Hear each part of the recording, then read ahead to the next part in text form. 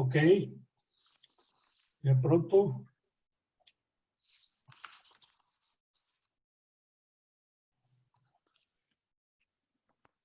Creo que ya. Ok, buenas tardes a todos. Iniciamos esta tarde con el eje temático medio ambiente. Gracias por participar en este foro ciudadano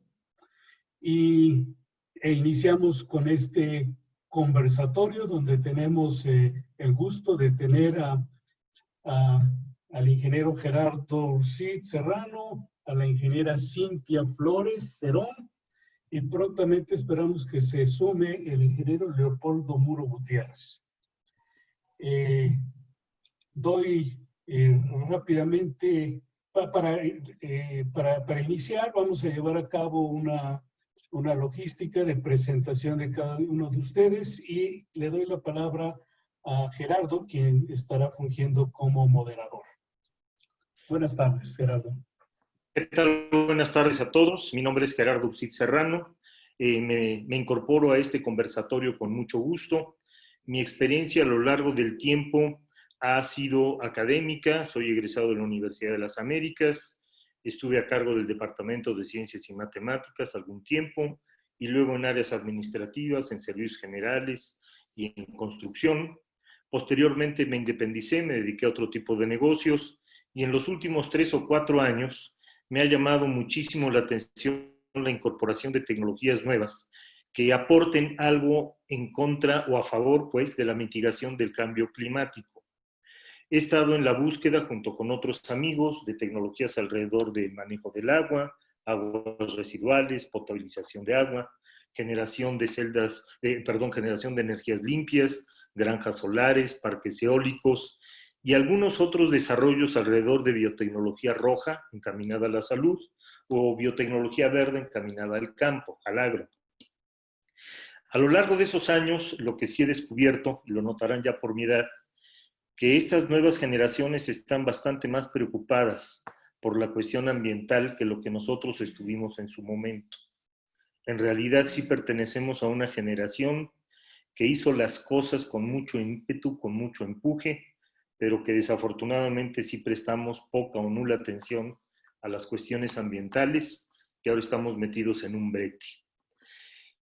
Y a partir de esas observaciones y de ese razonamiento, me empecé a involucrar desde el 2012, primero en los inicios previos a lo que fue el lanzamiento de la Agenda 2030, en todos los esfuerzos de la ONU por generar una agenda que permitiera, dadas las características de cada país, cada región, cada sitio, ver de qué forma se podían ir disminuyendo todos estos daños colaterales y directos que se han hecho al medio ambiente y en consecuencia a las sociedades. A partir de septiembre del 2015, cuando ya se lanzó formalmente la agenda con sus 17 objetivos de desarrollo sostenible o sustentable y las 169 metas genéricas que abarca, cada una de las cuales se tiene que ir ajustando a las condiciones y características propias de cada región, pues me ha interesado muchísimo más meterme en esto, porque creo que es la verdadera solución para resolver muchos de los problemas que nos afligen. Entonces, básicamente el perfil en el que yo he estado, como consecuencia de esas inquietudes, hemos estado en contacto pues, principalmente con presidentes municipales, con algunos gobernadores, intentando primero que nada difundir cuál es el propósito de esta Agenda 2030, detallar y pormenorizar cuáles son los 17 Objetivos de Desarrollo Sostenible, en particular aquellos que le pegan directamente a la parte ambiental. Y después hemos estado en contacto con entidades extranjeras para ver de qué forma, bajo ciertas características de desarrollo de proyectos, se pudieran hacer llegar recursos a nuestros municipios que normalmente son municipios pobres. Por un lado, desconocen mucho de lo que se necesita, no hay mucha participación ciudadana, los sectores que la componen, cada quien jala para su lado, y no existe en realidad un inventario, por decirlo así, que analice cuáles son las características de cada pequeña población, de cada región, de cada colonia, y vamos creciendo hasta llegar a ciudades y municipios. Y por lo tanto, las obras que se llegan a desarrollar no son obras que en realidad resuelvan los problemas a fondo, y muchas veces se convierten en obras para la foto o en obras para catapultar las siguientes posiciones políticas que pues, nuestros políticos suelen buscar. Estuvimos y estamos hasta la fecha en contacto con varias asociaciones. Una de ellas es mexicana, es la Asociación Mexicana de Municipios y Ciudades Inteligentes, que de alguna manera está patrocinada por un grupo de urbanistas españoles, Leopoldo Arnaiz y Asociados, que tienen más de 40, 45 años de experiencia, inicialmente en España y después en 7 u 8 países de Europa y más tarde en otras posiciones en el mundo, y que actualmente dirige y coordina los esfuerzos de FLACMA, que es la Federación Latinoamericana de Municipios, Ciudades y Alcaldías, con el espíritu de poder tener una medición muy precisa sobre los avances que se tengan en cada uno de los 17 objetivos de desarrollo sostenible. De hecho, la Fundación Arnaiz ha desarrollado un software que actualmente está tratando de que los municipios en toda Latinoamérica, incluyendo México, lo puedan manejar con la única condición de que la información que se aporte ahí provenga de la participación ciudadana, con mucha aportación de las universidades, de estudiantes en servicio social o en prácticas profesionales, de tal manera que por cada uno de los 17 objetivos de desarrollo sostenible se tenga un mapa regional que indique cuáles son las condiciones con las que arranca una gestión, y poco a poco, a lo largo de los proyectos que se van desarrollando y se van implantando, esas diferencias o esas brechas que se van cerrando se puedan ir registrando en esos mapas. Entonces, básicamente es en lo que estoy. Tuve el gusto ayer de platicar un ratito con Isa, que me parece muy interesante lo que ella viene haciendo, y que le cedería yo la palabra para que pues, la escuchemos por la amplia experiencia que tiene. Hola, buenas tardes. Bueno, pues yo soy Cintia Isabel Flores Cerón. Justo aprovechando lo que decía Gerardo, pues venimos de una generación que, bueno, más bien hubo unas generaciones previas que a lo mejor por desconocimiento, pues no se involucraban tanto en temas ambientales o lo veían como un tema ya ni siquiera secundario, o sea, terciario, ¿no? Y en cambio, a mí me toca justo uno de estos tantos cambios de paradigma, ¿no? Y cambios generacionales. Y bueno, pues de las cosas a las que me he enfocado muchísimo es a trabajar el medio ambiente, pero desde los asentamientos, ¿no?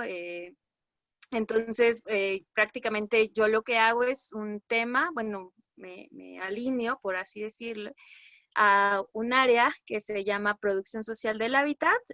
Bueno, yo estudié arquitectura y en el mundo de la arquitectura, digamos que hay una visión diferente que es la producción social, y se refiere a cómo las personas construimos nuestro entorno, que es algo que se ha hecho siempre, ¿no?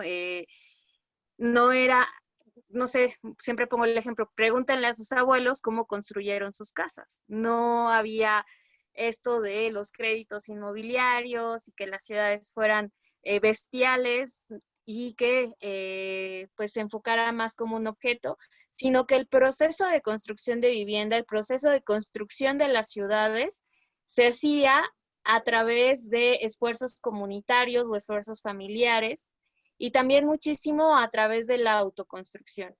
Entonces, algo que he trabajado los últimos 8 años de mi vida es a promocionar, o bueno, más bien como hacer promoción de un derecho fundamental que es el derecho a la vivienda adecuada y digna, el derecho también a la ciudad y al hábitat digno a través de distintos esfuerzos que tienen que ver mucho con la producción social, ¿no? Entonces, bueno, hablando un poco de mí o de lo que he hecho, pues bueno, yo estudié arquitectura en la Autónoma de Puebla, en la UAC, en la Benemérita.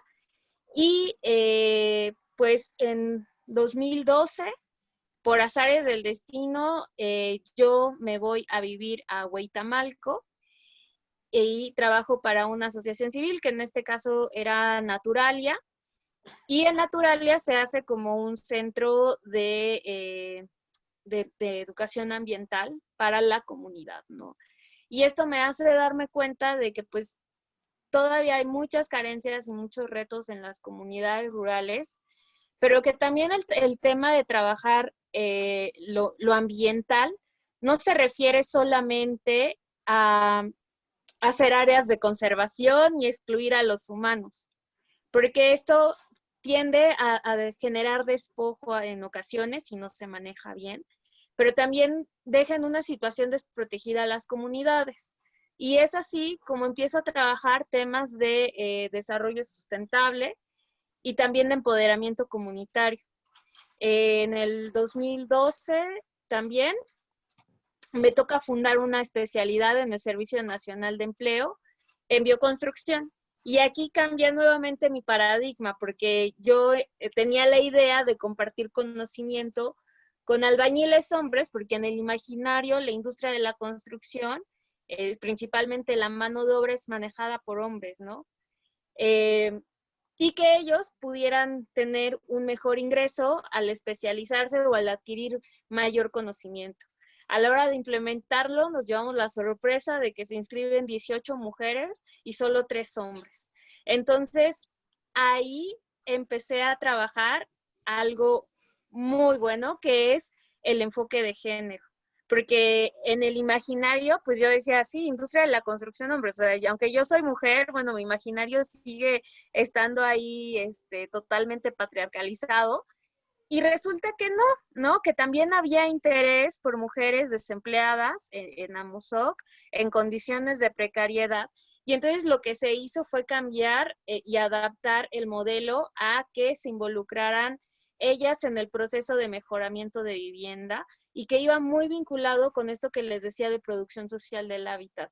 El 60%, 70% de la construcción en México es autoconstrucción y desafortunadamente los profesionistas de esta área están totalmente desvinculados, ¿no? Y además esta desvinculación tiene sus repercusiones ambientales en el sentido en el que el 4% de las emisiones de CO2 a nivel global, y en el caso de México el 3%, son a causa de la industria de la construcción. Entonces, de aquí, de estas dos vivencias que tuve, el trabajar en Hueytamalco y el trabajar en Amozoc, surge una iniciativa que se llama TIAN, y que trabajamos sí producción social del hábitat, pero también lo acompañamos con procesos de capacitación y procesos de empoderamiento comunitario, principalmente con jóvenes y con mujeres, que estadísticamente son quienes tienen mayor violencia patrimonial y mayor carencia de vivienda, pero además nos enfocamos muchísimo a la construcción alternativa como una respuesta a toda esta contaminación que hay a causa, o toda esta cantidad de emisiones que hay a causa de la industria de la construcción. Entonces, bueno, pues llevamos ya unos años haciendo actividades en diversas comunidades de todo México y capacitando principalmente a personas para que a través de esas capacitaciones y la réplica de estas capacitaciones, ellos puedan irse empoderando, pero también puedan ir mejorando su vivienda con materiales que no son dañinos, pero que también les permite mejorar el confort y el ahorro energético de sus hogares, ¿no? Entonces, bueno, es algo de lo que he hecho y pues de lo que me gusta y me apasiona hacer. Pues muchas gracias. Déjenme consultar con Jocelyn, que nos apoya del lado de Sumamos, para ver si Leopoldo Muro ya se pudo conectar, porque es otra de las personas que iba a participar con nosotros en la exposición de los ejes principales que vemos en la gestión ambiental como palanca de desarrollo, pero no sé cómo vaya. Me dice que no, que todavía no se ha podido sumar. Entonces, bueno, déjenme platicar un poco con ustedes y aquí creo que tendríamos que abrir ya la parte como tal del conversatorio. Ya les platicamos, pues tanto Isabel como yo, por qué razones son las que nos han motivado para estar en esto, pero sí nos gustaría saber por parte de ustedes si conocen lo que es la Agenda 2030, los 17 Objetivos de Desarrollo Sostenible, para que de alguna manera todos estemos, digámoslo, en la misma frecuencia, para poder entender por qué pensamos que la gestión ambiental es una palanca indispensable para el desarrollo.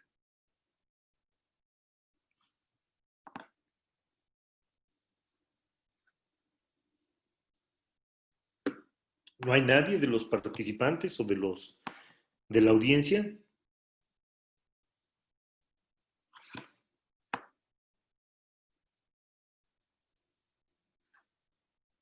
Dice Saulo que sí, que él está familiarizado.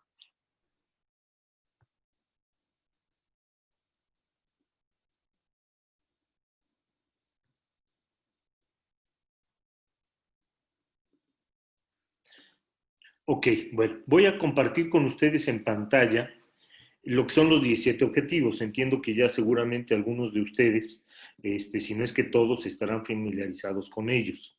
Los 17 objetivos en orden son fin de la pobreza, hambre cero, salud y bienestar, educación de calidad, igualdad de género, agua limpia y saneamiento, energía asequible y no contaminante, trabajo decente y crecimiento económico, industria, innovación e infraestructura, reducción de desigualdades, ciudades y comunidades sostenibles, producción y consumo responsable, acción por el clima, vida submarina, vida de ecosistemas terrestres, paz, justicia, instituciones sólidas y alianza para lograr los objetivos. Bajo estos 17 objetivos existe un conjunto de 169 metas trazadas en forma general por los 193 países que conforman y que llegaron al acuerdo en las Naciones Unidas. Pero esas 169 metas genéricas tienen que ser analizadas y revisadas de acuerdo a la problemática específica que ocurre en cada país, en cada estado, en cada municipio, en cada región, desde lo macro hasta lo micro, pero siempre se busca, por la conformación y la vertebración de los 17 objetivos, que haya la participación ciudadana. Como les mencionaba yo hace unos momentos, en el accionar, cuando menos de mi grupo de trabajo, en el que buscamos la integración de tecnologías que estén alineadas y que cumplan con al menos uno de los objetivos y varias de las metas dentro de ese objetivo, pues normalmente nos encontramos al llegar pues, a las partes de gobierno, que son las que estarían encargadas de tener la definición tanto de la parte del problema como de la posible solución de que nuestros municipios son pobres. Es recurrente el tema. Si uno habla de generación de energías limpias, si uno habla de cadenas productivas, de autosuficiencia alimentaria, de generación de energías, si habla del tema que ustedes quieran dentro del ámbito que controlan los 17 o que se ven en los 17 Objetivos de Desarrollo Sostenible, de alguna forma no existe ni se ha medido cuáles son los problemas que en realidad permitirían que un mayor núcleo de la población se viera beneficiado con el desarrollo de una obra. Y lo más frustrante a veces es que, independientemente de que los municipios sean pobres, las obras que se terminan realizando, como mencioné hace unos minutos, son para la foto, son para buscar impresionar a lo largo de algunos cuantos días que dura la parte de un informe de gobierno, y después se olvidan. También nos damos cuenta que en el proceso de las decisiones, en muchas ocasiones no conocen lo suficiente de los temas y recurren pues al primero que se aparezca, que dé una solución.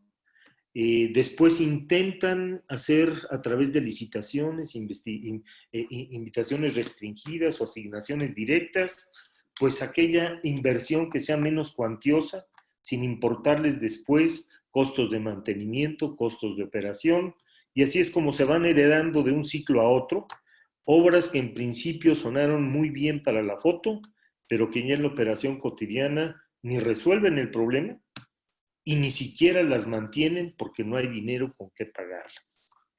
Entonces, ante esa frustración de encontrarnos con eso, pues empezamos a ver de qué manera, dentro del propio seno de las Naciones Unidas y de las organizaciones afiliadas, había algún tipo de esquemas que pudieran resolver esa problemática. Y entonces entramos a otro territorio todavía más pantanoso.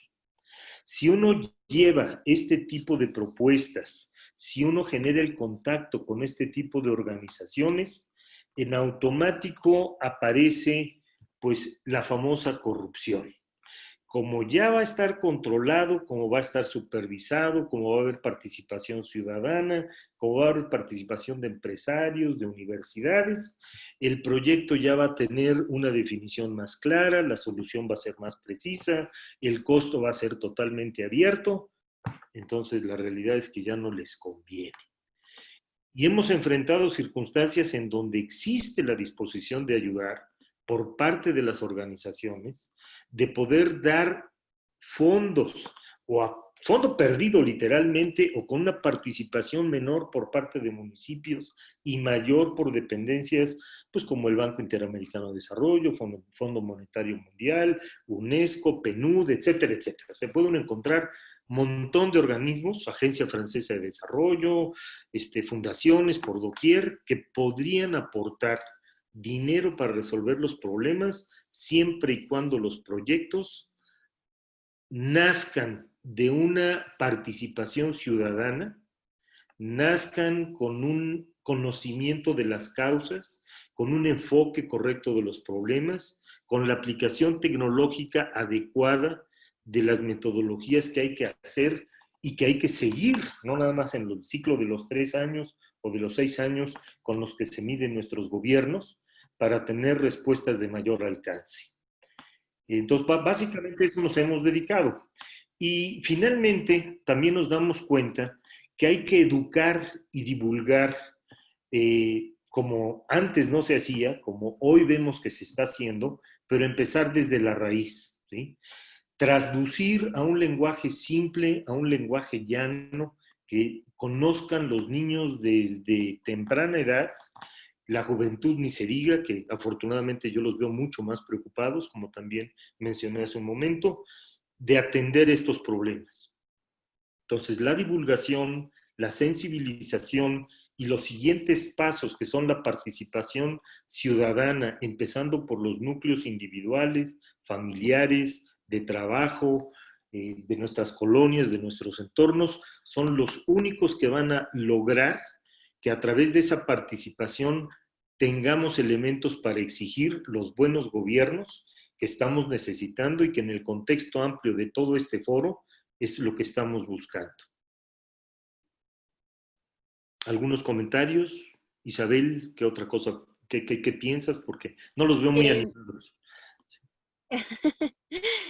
Justo ayer hablaba con Gerardo y le decía que una de las cosas que hemos estado haciendo en el último año, bueno, el año pasado, no sé si la gente del público recuerde que hubo contingencia ambiental, ¿no? Y en toda la zona de la megalópolis echaban la bolita entre un estado y el otro, ¿no? En el caso de Puebla nos decían, es que hay mucha contaminación porque hay contaminación en Ciudad de México y nos llega y todo así como de, oye, pero hay 2 volcanes que nos protegen los vientos, ¿no? Y entonces era la falta de aceptación, ¿no? O sea, ¿qué le costaba? Bueno, si les cuesta mucho, ¿no? El costo político a los gobiernos decir, bueno, pues sí, hay demasiada contaminación estos días y se necesita impulsar acciones concretas para mitigar la mala calidad del aire.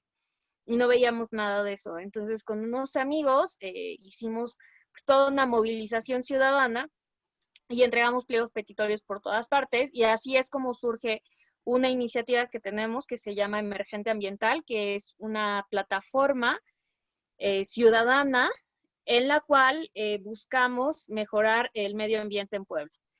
Entonces, bueno, hemos realizado algunos foros, hemos visibilizado el problema de la mala calidad del aire y mucho de ello se debe a la falta de monitoreo que hay en la zona metropolitana, misma que llevan años, bueno, se lleva años denunciando que faltan las condiciones adecuadas para medir la calidad del aire, no hay la cantidad suficiente para medir en distintas zonas de la metrópoli, o sea, creo que faltan como 12 o 13 unidades de monitoreo en toda la zona metropolitana, y que bueno, es un rezago que se tiene por años, porque no sé si no imaginaban que iba a crecer la ciudad o qué pasó ahí, ¿no?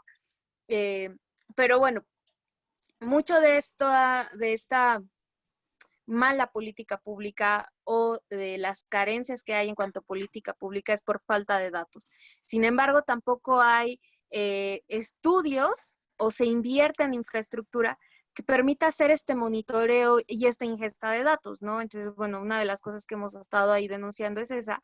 Y en el proceso se nos acercaron principalmente ejidatarios y campesinos de la zona del Iztapopo que habían sido afectados por los incendios, ¿no? Entonces, recordemos que el año pasado hubo recortes a CONAFOR y se acabó con el programa de empleo temporal, ¿no? Entonces, el año pasado mucho de por qué hubo mala calidad del aire, pues se debió a incendios forestales, ¿no? Y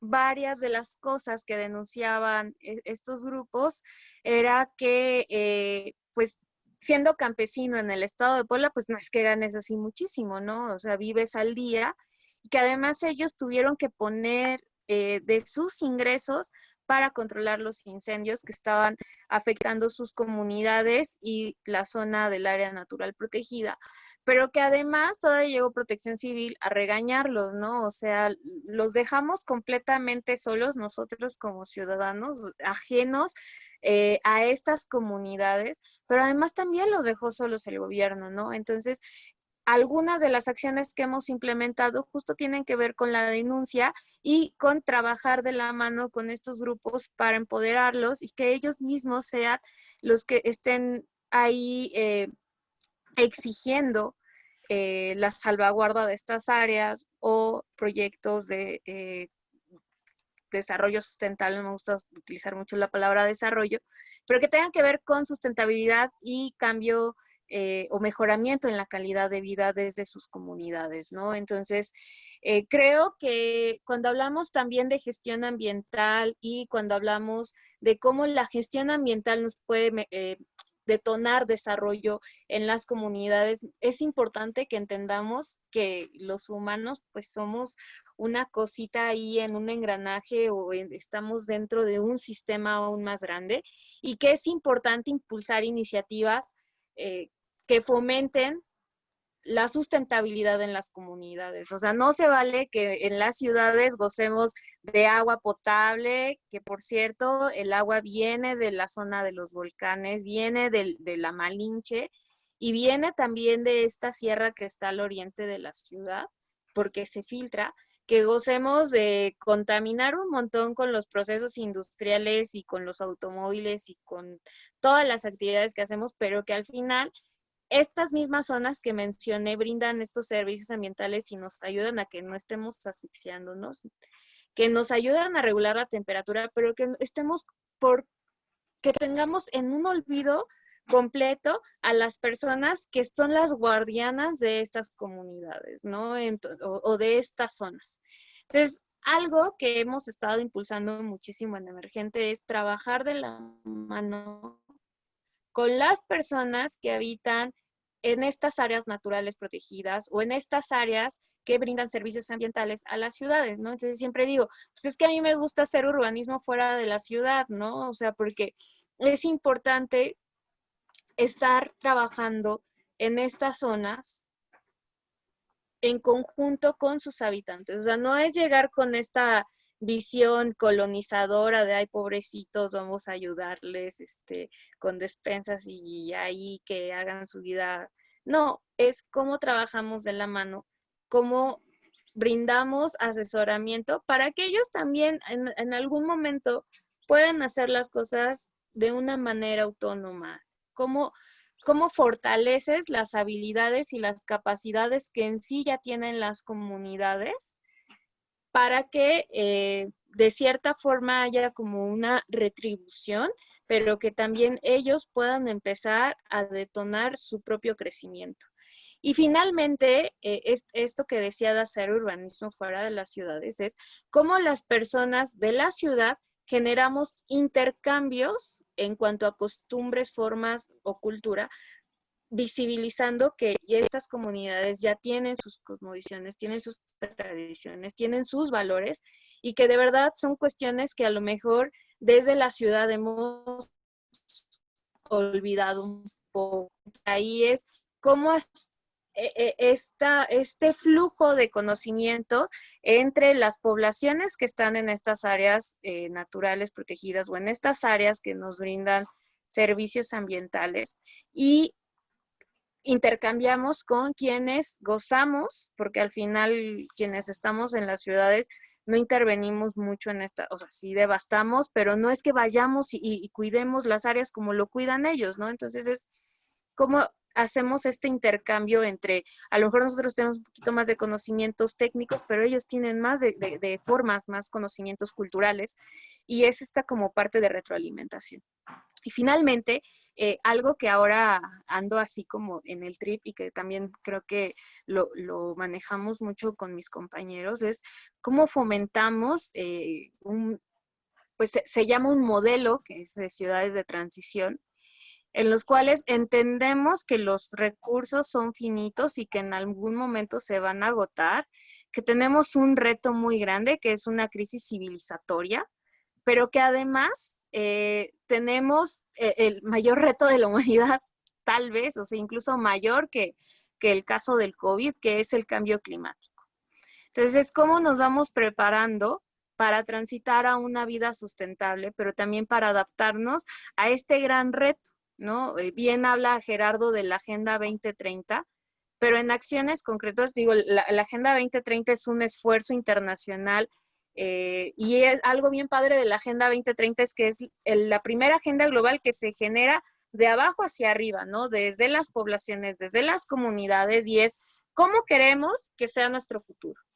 Y de ahí vamos hacia la toma de decisiones en los estados. Pero también desde lo comunitario, ¿qué retos tenemos? Y más allá de una agenda global, es con qué acciones locales concretas podemos hacer que las personas sufran menos en estos procesos de cambio climático. Entonces, le estamos apostando muchísimo a los procesos de transición hacia una vida sustentable como un modelo que fomente varios rubros, ¿no? La soberanía alimentaria, la economía social y solidaria, el intercambio o la justicia con la ambigüedad que representa, ¿no? La justicia social y ambiental, pero también con los procesos regenerativos para los ecosistemas, y principalmente el bienestar de las personas, ¿no? Entonces, bueno, algo que estamos ahí intentando de promover, principalmente a nivel comunitario, pues es esta agenda de transición. Y bueno, pues se conecta alguien más. Sí, para que no me es explaye. que Polo no pudo conectarse, pero Agustín tiene su presentación y Okay. me gustaría, si no tienes inconveniente, Isa, que Agustín tome unos Claro. minutos para platicarnos un poco de lo que Polo nos iba a mencionar. Gracias, Gerardo. Voy a tratar de mostrar la presentación de Leopoldo.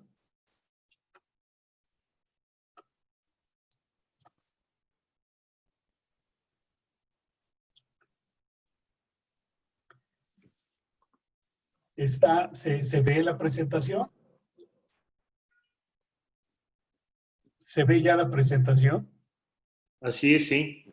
Ok, bueno, pues bien, lamentamos que Leopoldo Muro Gutiérrez no ha podido acceder o accesar a este conversatorio, y voy a tratar de hacer rápidamente hincapié acerca de este trabajo tan arduo que él ha llevado a cabo a lo largo de todos estos años de promover acciones locales, ¿no?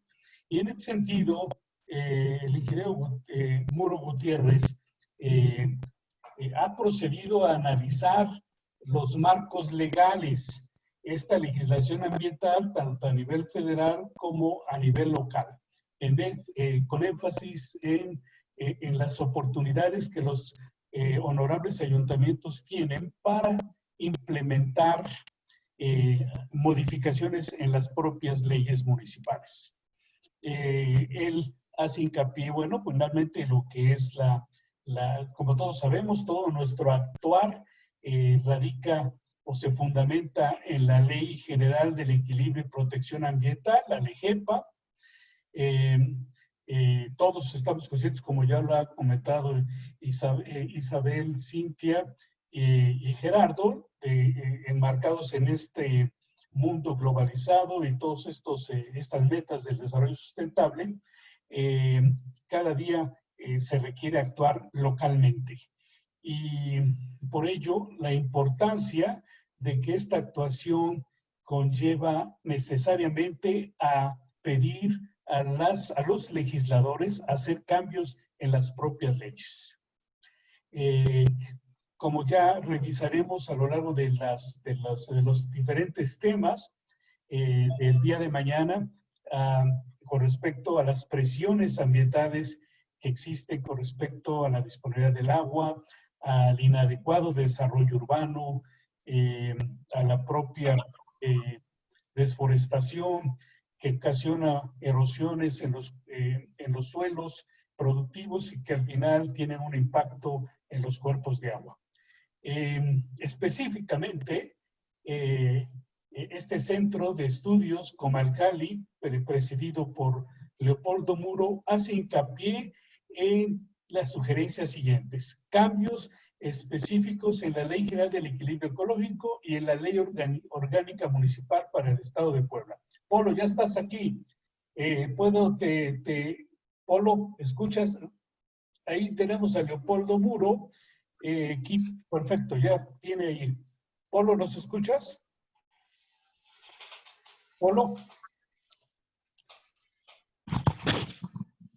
Ya está Leopoldo Muro. Entonces, Leopoldo, te cedo la palabra. Voy en esta parte de tu presentación y continúa en cuanto a las propuestas que has estado trabajando, estudiando con respecto a las dos, a la Ley General del Equilibrio Ecológico y a la Ley Orgánica Municipal. Adelante. Agustín y Paul, solo un detalle, ya por la cuestión del tiempo, como nos comentaba Otón, ojalá y Polo nos pudiera hacer un resumen en unos 10 minutitos, sí, porque claro, hay otras actividades y no podemos traspasarnos, ¿no? Correcto. Adelante, Leopoldo.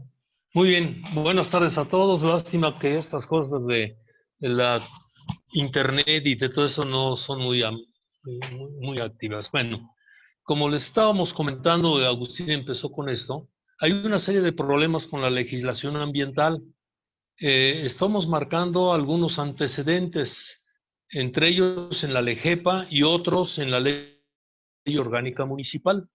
Lo que buscamos nosotros es modificar ciertos artículos de estas leyes. Los artículos que buscamos modificar en el área de la LEGEPA corresponden. Agustín, no puedo mover aquí mi archivo. Ya estoy. Si me lo vas moviendo, por favor. Sí, claro que sí, ya estoy acá. ¿Sí? Bueno, en la LEGEPA tenemos un problema en uno de los artículos principales que corresponde precisamente a déjenme salir un poquito de aquí, ¿sí? En cuanto a las sanciones. La mayor sanción que se le puede hacer a una empresa es prácticamente clausurar, pero la autoridad tiene miedo de clausurar. ¿Por qué? Porque pues, empezando por las fuentes de trabajo se cierran, los sindicatos se defienden, los patrones se defienden. Otro problema que tenemos muy fuerte es precisamente el que no se respetan las normas oficiales mexicanas en cuanto al cumplimiento de los diferentes contaminantes que se pueden mandar a las cuencas abiertas. De tal manera de que la clausura, pues en este caso viene siendo una cuestión muy secundaria, ¿no? Lo que estamos buscando nosotros en la LEGEPA es que este artículo 173 se convierta, además de sanciones administrativas, que se convierta en sanciones penales. ¿Qué significa esto? Que prácticamente cuando haya una contaminación ambiental bastante fuerte, que rompa con todas las normas oficiales mexicanas, además de que pague el propietario o que paguen la empresa que pague por esta falta, que ya sea el dueño, el presidente de la empresa, que inclusive puede ser aún así el mismo presidente municipal, pues al bote, que se vaya a la cárcel, ¿sí? Y que se establezca una pena, ¿sí? Una pena de encierro por el daño que está haciendo. ¿Y cuál es el fundamento jurídico? Bueno, pues daños a la salud pública, daños al ambiente, daños a los recursos naturales, etcétera. De tal manera de que en este momento, si algo como esto se puede hacer, no es posible. Sin embargo, les puedo decir que la Profepa, dentro de su reglamento interno, sí considera la pena máxima como penal, o sea, pues la administración, los propietarios, no se habla nada de lo que son, por ejemplo, los presidentes municipales, que en alguna forma también tienen algo que ver en todo esto, pero no lo aplican. Y no lo aplican porque, no sé, por temor, y es algo que no nos podemos nosotros imaginar. Pueden consultar ustedes, y ahí les dejo el trabajo completo de las reformas que se están manejando para la LEGEPA. Otra ley muy importante que también queremos ver si se puede hacer, y ya lo vimos con el Congreso del Estado, es la Ley Orgánica Municipal, en el sentido de que muchos conceptos que aparecen en otras leyes, incluyendo la ley ambiental, incluyendo las leyes de construcción, etcétera, etcétera, no aparecen en la Ley Orgánica Municipal, ¿sí? Mañana vamos a tener un tema muy importante sobre residuos sólidos. Bueno, pues en la Ley Orgánica Municipal no se habla para nada de una recolección diferenciada, no se habla para nada de la construcción de composteros municipales, no se habla para nada por ejemplo, el pretratamiento de las aguas residuales de las nuevas construcciones.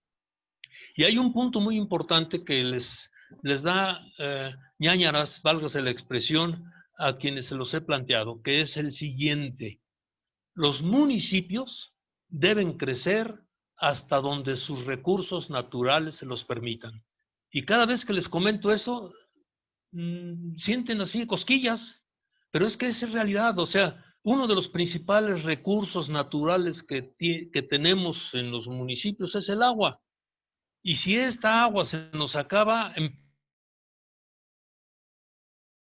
empezamos a quitarle agua. Puebla, por ejemplo, sigue creciendo y sigue creciendo y sigue creciendo. Ya no tenemos territorio horizontal. ¿Y hacia dónde nos estamos yendo? Hacia arriba, en territorio vertical. De tal manera de que ya no tenemos agua. ¿Y qué estamos haciendo con el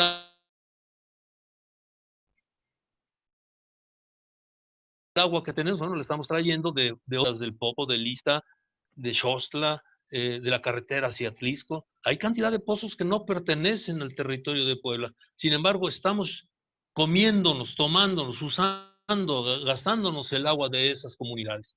Y seguimos creciendo, y seguimos creciendo. Y estamos viendo en muchas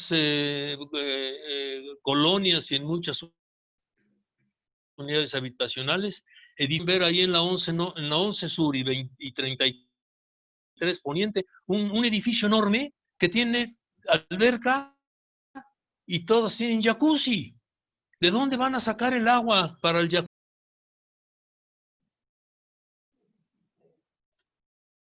Bien, algo pasó nuevamente. Leopoldo ha estado enfatizando en las necesidades de hacer adecuaciones, cambios a la Ley Orgánica Municipal, a fin de que verdaderamente el desarrollo urbano sea sustentable. Hace hincapié en las diferentes atribuciones que los propios ayuntamientos deben asumir como responsabilidades, entre ellas la de la separación de los residuos sólidos, el hecho de convocar a sus ciudadanos a tener un mayor compromiso ecológico en lo que es la propia segregación de aguas dentro de los nuevos desarrollos de viviendas, de manera tal, pues, como se hace hincapié de que los ayuntamientos sean verdaderamente corresponsables de este desarrollo. Y en caso de que no lo fuesen, pues ser sujetos, como también lo ha propuesto en los cambios en la LEGEPA, de que sean también sujetos a sanciones como autoridades municipales. En síntesis, pues, es el hecho de buscar el compromiso de todos los ciudadanos a que nuestros hábitats sean más amenos, más adecuados, más ricos en un desarrollo humano sustentable. Gerardo, dejamos ahí. Lamento que Polo no haya podido tener mayor interacción, pero en síntesis, estas es las contribuciones que él localmente ha estado buscando a través del Congreso en estos cambios de la ley orgánica municipal, en su caso de las leyes estatales de aguas, de desarrollo urbano. Bueno, pues les agradecemos a todos. No olvidar que en Sumamos se están grabando todos los conversatorios, bueno, en fin, todas las actividades, y además ellos son los que tienen a la mano todos los documentos. Esta presentación de Leopoldo, más documentación que tenga Isabel, está a disposición de todos ustedes, porque la intención con este conversatorio y con todo este foro es empezar a construir desde la ciudadanía una serie de actividades y de acciones que nos permitan organizarnos mejor, en donde podamos colaborar con puntos de vista diferentes, en donde integremos a la mayor cantidad de especialistas posibles y de ahí poder, digamos, tomar decisiones que permitan exigir un buen gobierno en todas las áreas y obviamente la búsqueda del bienestar para todo el mundo en general. Muchas gracias y pues creo que lo cerramos porque hay otras actividades a continuación. ¿Algún Gracias a todos Isabel, por algún participar. comentario, Agustín? Gracias. Bueno, pues, sí, Isa, adelante. Perdón, rapidísimo.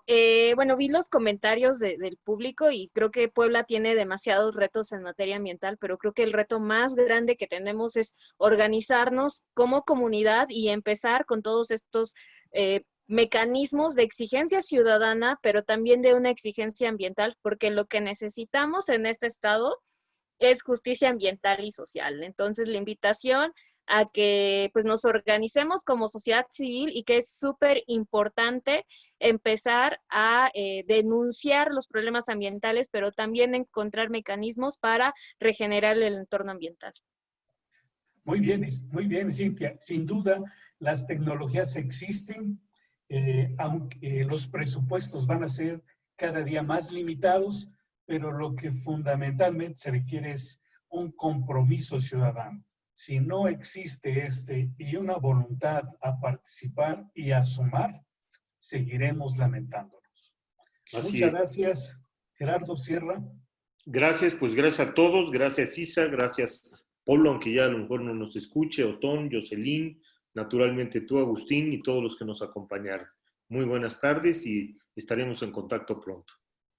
Mañana continuaremos con paneles en la gestión de residuos y por la tarde tendremos gestión integral del agua, que es uno de los temas que se ha hecho hincapié sobre las necesidades que se tiene de este gran recurso y los invitamos cordialmente. Gracias.